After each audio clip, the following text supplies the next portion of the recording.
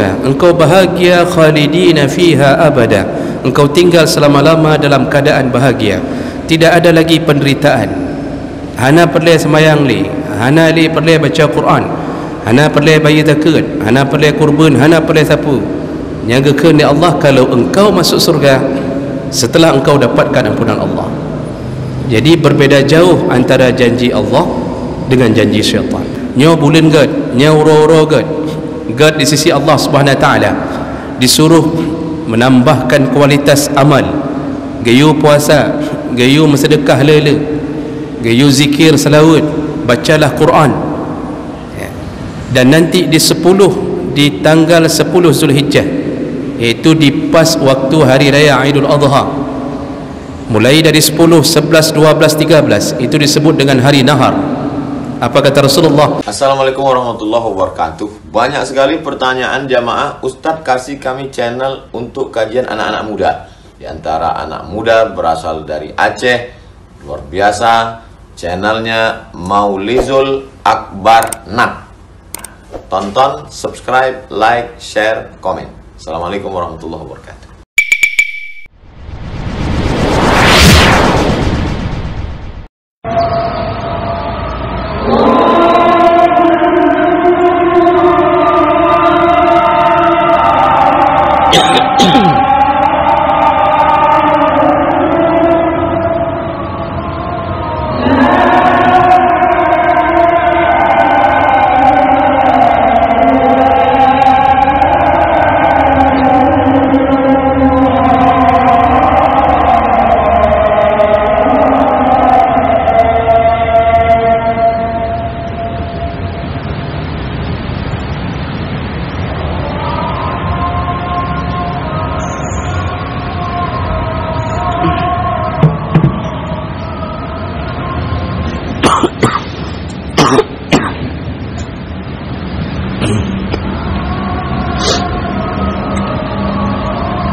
Alhamdulillah Rabbil Alamin, hamdan katsiran tayyiban mubarakan fihi, asyhadu la ilaha illallah wahdahu la syarika lah, wa asyhadu anna Muhammadan abduhu wa rasuluhu al-karim.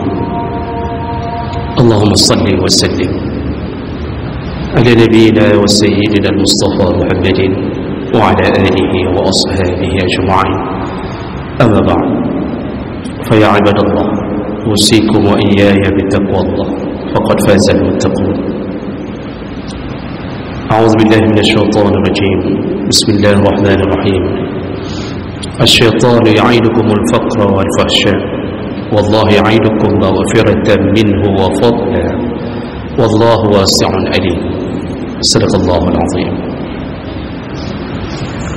Segala puji bagi Allah, kemudian salawat dan salam pada Rasulullah, pada keluarga dan seluruh sahabat-sahabatnya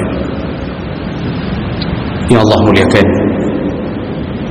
para pengurus masjid, imam syekh, imam rawatib, dan semua petinggi-petinggi kampung dan seluruh jemaah yang telah memenuhi undangan Allah Subhanahu Wa Taala. Mudah-mudahan kehadiran kita menjadi pembela kita di hari kiamat nantinya, insya-Allah. Jemaah-jemaah yang Allah muliakan, Allah sebutkan dalam surah Al-Baqarah ayat 268 bahawa kita ini berada di antara dua ajakan atau berada di antara dua janji, yaitu janji Allah dan janji syaitan. Dia katanya mandum dan mudik katanya na dua janji, dan itu tidak terlepas dalam hidup kita.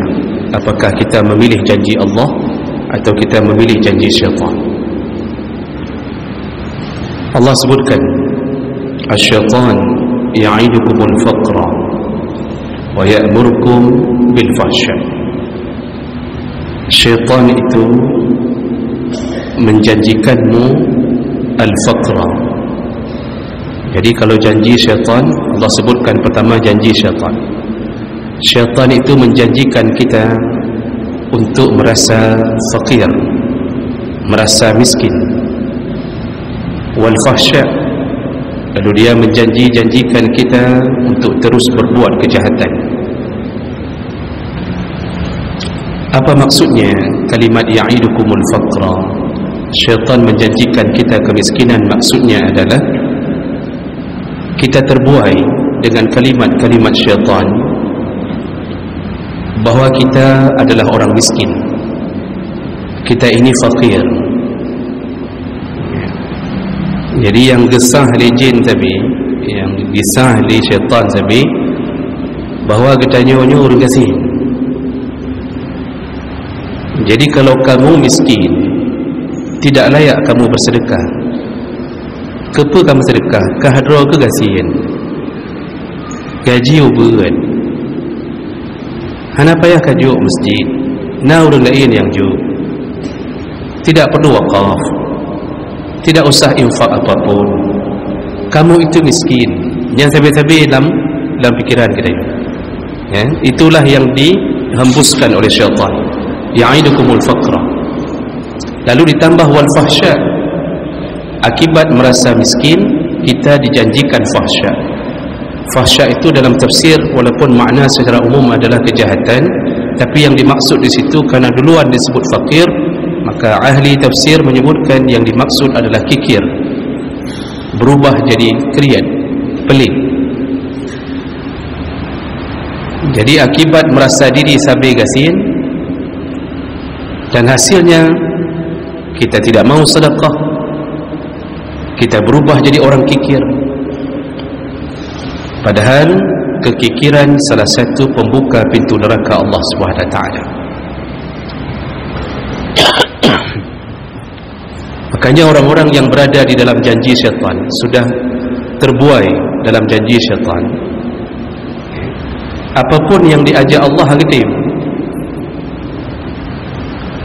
Jemaah berkat Allah Subhanahu wa taala, berbeda dengan janji Allah.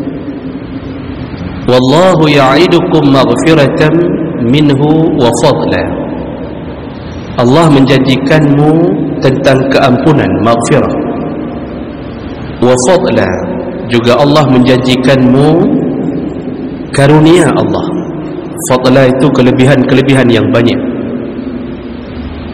Kalau syaitan menjanjikan engkau bahawa engkau adalah orang fakir, tidak layak bersedekah, tidak layak melakukan apapun, tapi Allah menjanjikanmu mari beramal saleh, karena engkau akan kuberi ampunan oleh Allah. Dan Allah menjanjikan selain ampunan adalah fadla. Setelah engkau diampunkan, engkau diberikan fadla, iaitu karunia yang banyak. Apa karunia yang banyak? Janji Allah tentang indahnya surga, janji Allah tentang indahnya bidadari, janji Allah tentang makanan-makanan di surga, janji Allah kita hidup abadi, tidak ada lagi rasa sakit, bahkan tidak ada yang namanya sakit perut setelah memakan sesuatu walaupun sekenyang-kenyangnya.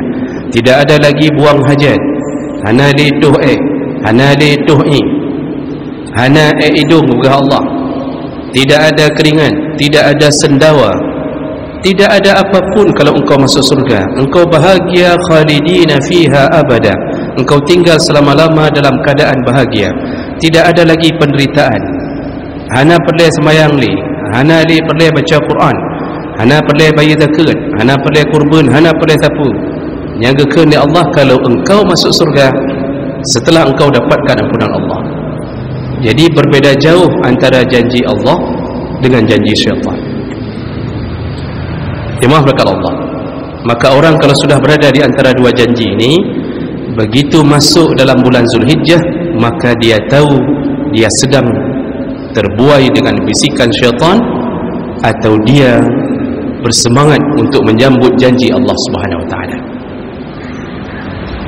Maka tampil beda orang menjadi damang dalam bulan Zulhijjah, maka dia akan merasakan siapa dirinya.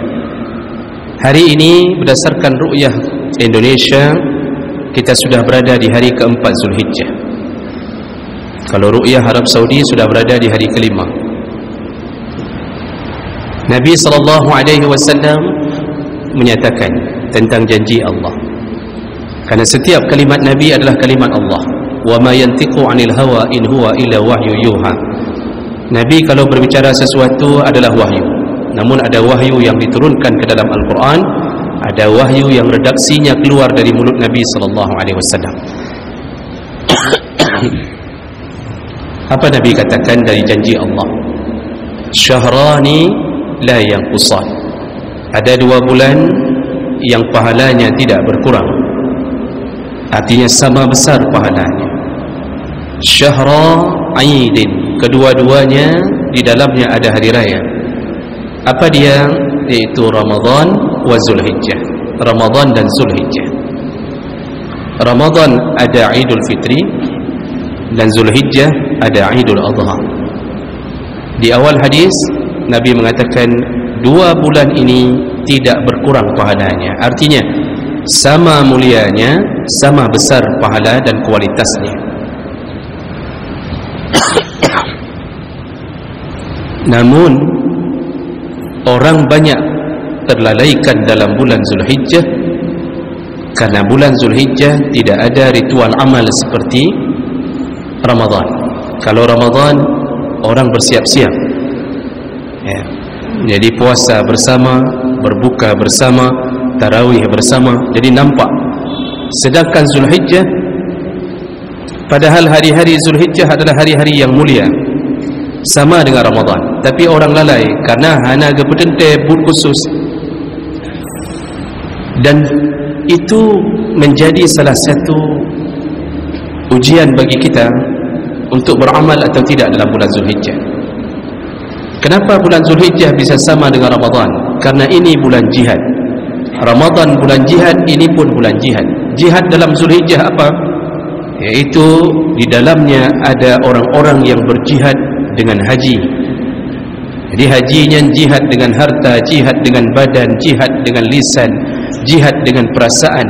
Dia tinggalkan anak istrinya atau dia tinggalkan anak-anaknya, dia lambaikan tangan terakhirnya di atas bus, meneteskan air mata, 40 hari tidak bertemu dengan anak-anaknya. Itu jihad perasaan. Entah bisa pulang, entah tidak pernah pulang kembali.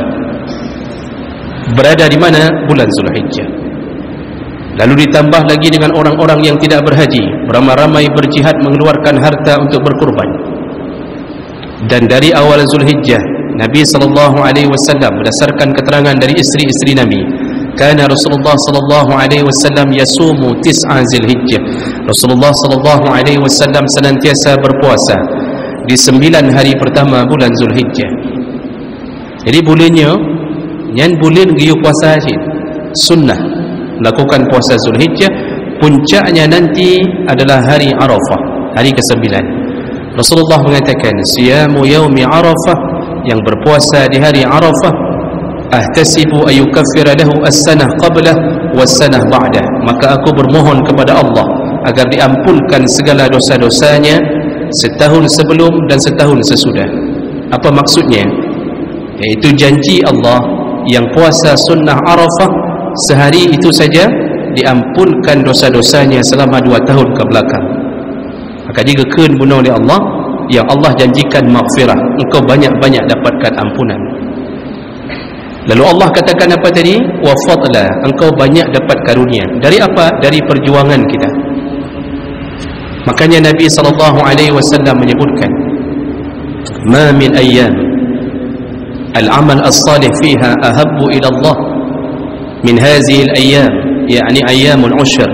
Tidak ada hari-hari yang dilalui oleh anak Adam yang lebih hebat ketika dia beramal saleh kecuali dia berada dan beramal saleh di 10 hari pertama bulan Zulhijjah.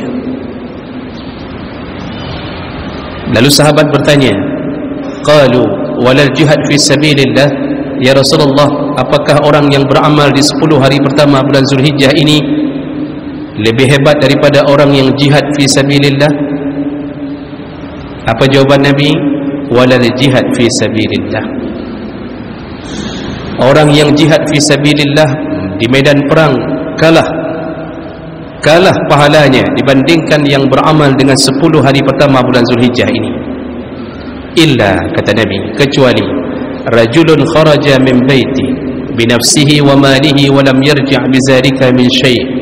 Kecuali orang yang berjihad itu, yaitu yang ke medan perang itu, dia pergi dari rumahnya membawa nyawanya, membawa hartanya, walam yarji' bizalika, tapi dia tidak pernah kembali ke kampung halamannya, gugur syahid di medan perang, hilang nyawanya, hartanya tertinggal, tidak pernah dia temui isteri dan anak-anaknya, syahid di medan perang.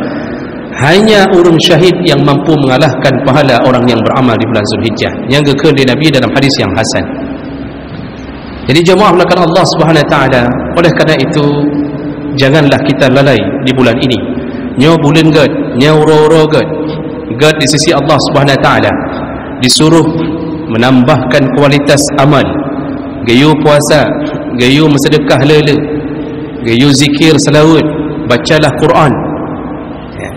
Dan nanti di tanggal 10 Zulhijjah, iaitu di pas waktu hari raya Aidul Adha, mulai dari 10, 11, 12, 13, itu disebut dengan hari nahar. Apa kata Rasulullah? Ma amila ibnu Adam amalan yawman nahri ahabbu ila Allah Ta'ala min iraqatid dam. Ketika seseorang berada di hari-hari nahar, tidak ada yang lebih hebat amalnya kecuali mereka yang berkurban, kata Rasulullah. Jadi menyuruh raya dan sedekah melebihi harga kurban. Jadi kita sedekah 7 juta. Hari raya tak bagi angpau semuanya kita kasih ke sanak saudara, habis peng 7 juta. Tapi tidak ada kurban. Maka ketahuilah lebih hebat orang yang berkurban dengan harga 3 juta daripada orang yang bersedekah sebanyak 7 juta. Karena hari nahar tidak ada amalan yang lebih hebat daripada berkurban. Jadi kita beramal itu standarnya kan galak-galak katanya, tapi standar ibadah itu adalah galak-galak Allah. Kalau Allah bilang 4 hari itu yang paling bagus kurban, maka utamakan kurban. Habis peng sedekah kurban hana. Yang pegah lah mbak kau, ira ke kurban 2 juta, ilung ku sedekah 7 juta, lebih hebat tau. Hebat kurban. Karena itu yang dicintai Allah di hari kurban. Kita saja yang punya perusahaan, suka-suka kita jam 7 fingerprint, pulang jam 7 malam, tidak suka keluar dari perusahaan saya. Maka begitu juga bumi ini, Allah yang atur, Allah yang cipta, semua syariat milik Allah. Kalau Allah bilang kurban, kurbanlah. Ini hari-hari terbaik. Saking dahsyatnya kurban, Rasulullah menyambung hadis tadi dengan mengatakan, innaha la ta'ti yaumal qiyamah. Semua binatang kurbanmu kembali menemuimu di hari kiamat nanti, lengkap biquruniha, dengan tanduk-tanduknya, wa adlafiha, dengan kuku-kukunya, wa ash'ariha, dengan bulu-bulunya, lengkap datang kembali. Untuk apa dia datang? Membelamu, bersaksi untukmu. Dia akan mengatakan, yan mandum kameng, mandum lemo yang tak kurbankan, mereka lah jadi pembela kita salah satunya di hari kiamat. Mereka akan mengatakan, ya Allah, orang inilah yang telah menyembelih kami karenamu ya Allah, selamatkanlah dia. Makanya hadis Nabi yang lain mengatakan apa? Bagi yang punya kurban dari 1 Zulhijjah, jangan ganggu bulu-bulu dan jangan ganggu kuku. Uke dan bule dan bekoh ni sampai selesai disembelih binatang kurban kita. Apa kata Imam Syafi'i dan kata Imam Nawawi? Tujuan hadis itu adalah agar kuku dan bulu-bulu kita nanti bersaksi di hadapan Allah, kami banyak, kami sampai panjang ya Allah karena taat kepadamu ya Allah. Maka selamatkanlah tubuh ini dari api neraka ya Allah. Maka sungguh rugi orang yang tidak berkurban. Semua mazhab mengatakan, sepakat mengatakan, ya, jumhur ulama kecuali Hanafi, karena Hanafi mengatakan kurban itu wajib. Di sisi jumhur ulama Maliki, Syafi'i dan Hambali mengatakan sunnah muakkad, bukan sunnah biasa. Kurban bukan sunnah biasa, sunnah muakkad, mendekati wajib. Wa yukrahu tarkuha lil qadir 'alaiha, makruh meninggalkan kurban bagi yang sudah mampu. Dibenci Allah Subhanahu wa taala. Jadi jangan fikir ketika napeng hana ada kurban biasa saja, tidak. Kita mulai dirancang untuk dibenci Allah lalu dicabut keberkahan dalam rezeki kita. Nabi SAW mengancam, kata Rasulullah, man wajada si'ah, barang siapa yang sudah mendapatkan harta, dia punya kelapangan harta, lam yudahi, tidak juga berkurban, fala yaqrabanna musallana, jangan dekat-dekat dengan musalla kami. Jadi lagi kita nyoh nak galak ke kau, kita tidak suka ke seseorang, kita katakan apa, baik harap kau kedih-kedih, jak kedih. Begitulah Nabi seakan-akan mengatakan, engkau bukan umatku. Tidak kurban, engkau punya gajimu banyak, engkau tidak kurban, jangan dekat ke sini, engkau bukan umatku, kata Nabi. Jadi nyokan but biasa, bukan perbuatan yang suka-suka kita tinggalkan. Jemaah belakang Allah, makanya makruh hukumnya meninggalkan kurban kalau sudah mampu. Hari ini banyak kita dengarkan lisan di mulut-mulut orang. Waktu kita tanya ada kurban, semua mengatakan hom lah, tanging ente hom ada sahana rezeki tonyo, merasa tidak mampu. Makanya jumhur ulama menggariskan siapa yang disebut mampu, yang kalau tidak berkurban dibenci Allah, dicabut keberkahan hidupnya. Digariskan oleh para ulama. Saya kutip salah satunya dari mazhab Syafi'i, mazhab yang kita amalkan. Apa kata mazhab Syafi'i? Dikutip dari kitab Mahalli dan Mughnil Muhtaj. Yang disebut mampu dalam berkurban, yaitu man yamliku samanaha, orang yang sudah punya uang untuk membeli binatang kurban, zaidan an hajatihi wa hajatin man ya'uluhu yaumal 'aid wa ayyamat tasyrik, dan masih punya sisa uang untuk bisa menghidupi dirinya dan keluarganya sampai datangnya hari tasyrik yang terakhir. Ada uang untuk beli binatang kurban, padum 2 juta, ngangan engkau sembelih 2 juta. Masih ada sisa uang, padum nasi sapeng, ada 2 juta lagi, bisa hidup sampai hari tasyrik terakhir, iaitu hari raya Keput. Kalau masih bisa hidup sampai hari raya keempat dengan sisa uang setelah membeli binatang kurban, maka dialah disebut mampu. Dialah yang dibenci Allah kalau tidak kurban. Kadang-kadang di dalam ATM kita nak peng 5 juta. Kita tanya nak rencana kurban, home tanging ida ente. Kalau menentai nak rezeki, sampai home kati peluh dun home tapi. Maka apa yang Allah akan lakukan? Selain Allah benci, Nabi benci, Allah cabut keberkahan hartanya. Akan dibuat masalah di dunia dan di akhirat. Jemaah melakukan Allah telah gambarkan dalam analogi kurban. Nyan mandum binatang yang kita kurbankan, tidak pernah terdengar satu sejarah pun bahawa ada kambing yang punah. Tidak pernah terdengar dalam berita di koran manapun bahawa setelah hari raya haji kemudian sapi dan unta hilang. Tidak ada barang, habis stok, hantar dengar. Bahkan melimpah-limpah, tahun depan melimpah-limpah, sampai penjual kambing pun tidak habis menjual kambingnya, terus saja berlimpah. Itulah kalau hewan dikurbankan. Sekarang coba lihat hewan yang tidak ada hubungan dengan manusia, tidak bisa dikurbankan, tidak bisa disedekahkan, tidak bisa diberikan kepada tetangga, semua satu-satu punah. Harimau punah, komodo punah, yang jerapah yang panjang taku punah. Pakan dikurban hana, tajuk sedekah hanjut, dapat jauh hanjut, punah semuanya. Allah mau bilang apa? Orang yang berkurban, maka Allah pelihara hartanya, tidak akan pernah punah. Dia cuma keluarkan 2.700.000 plus 300.000 ongkos sembelih, seumur-umur hartanya tidak akan pernah punah. Allah pelihara hartanya. Tapi yang tidak pernah berkurban, nasibnya sama dengan binatang yang tidak dikurbankan, satu-satu punah. Maka haji habis tu Pak. Gaji hana itu, keberkahan Allah turunkan. Banyak masalah, hutang di mana-mana, Masya Allah. Maka oleh kerana itu tidak layak kita yang hari ini punya uang tidak berkurban, hana layak. Maka je kita dengar dalam kampung, ada kampung kadang-kadang kita dengar 300 kakak, lalu yang berkurban cuma 20 kakak, cuma 30 kakak. Oh, yang kakak yang lain kalau kurban masing-masing di tempat masing-masing silahkan, tapi jangan sampai tidak kurban. Imam Syafi'i menegaskan fardu sunnah kifayah. Dalam satu keluarga ada satu kurban, sunnah kifayah. Jangan sampai satu keluarga tiap tahun tidak ada kurban satu pun. Maka jika kekun di Nabi SAW, ya ayuhan nas ala kulli ahli baitin fi kulli amin udhiyah. Wahai manusia, dalam satu keluarga setiap tahunnya ada kurban yang engkau keluarkan. Tidak baik satu keluarga tidak ada kurban satu pun. Suami tidak ada uang, isteri ada uang, kurban. Isteri tak ada uang, suami ada uang, kurban. Dua-duanya tidak ada uang, anak-anak ada yang punya penghasilan, kurban. Oh, semuanya tidak mampu. Cim ripe peng 500 ribu tapo untuk keluarkan kurban satu kambing. Tapi tidak boleh berniat di atas satu kambing melebihi satu orang, tetap diniatkan ke satu orang. Tapi patungannya boleh, maka seluruh pahalanya bersyarikat untuk satu keluarga. Dijamin pahala satu keluarga dapat. Tidak ada yang membantah kalimat itu oleh satu ulama pun. Nabi ketika berkurban berdoa, Allahumma hadza anni wa an ahli wa an ummati man lam yudahi.